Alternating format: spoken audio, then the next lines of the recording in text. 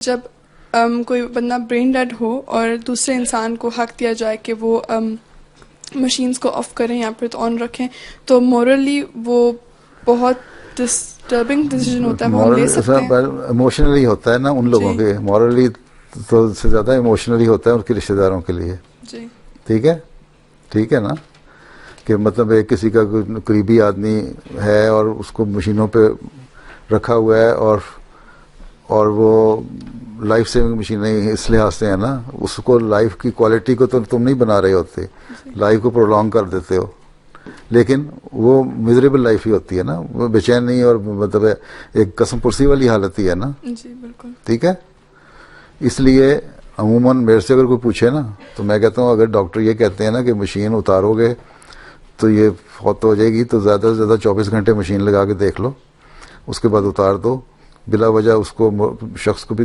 جو بھی ہے مرد یا عورت اس کو بھی تکلیف میں نہ ڈالو اور رشتہ داروں کو بھی اس امید پہ رکھنے کا فائدہ کوئی نہیں. جو نیچرل پروسیس ہے، مرنا زندہ ہونا اللہ تعالیٰ کا ہاتھ میں ہے نا، اس کو جانے دو. ٹھیک ہے، اللہ تعالیٰ کی تقدیر پہ پھر راضی ہو جاؤ. لیکن یہ بھی غلط ہے جو انہوں نے اصول بنا لیے ہیں مرسی کلنگ کے.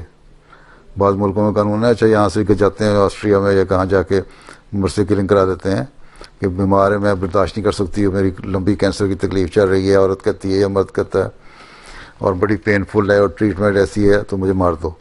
وہ مار دیتے ہیں. وہ بھی جائز. جتنی دیر اللہ تعالیٰ زندہ رکھ رہا ہے رکھو. ہم تو یہ رکھتے ہیں کہ جتنی دیر یہاں رہ رہا ہے اور تکلیف میں رہ رہا ہے اتنی دیر اس تکلیف سے گناہ ہی جھڑ رہے ہیں اس کے.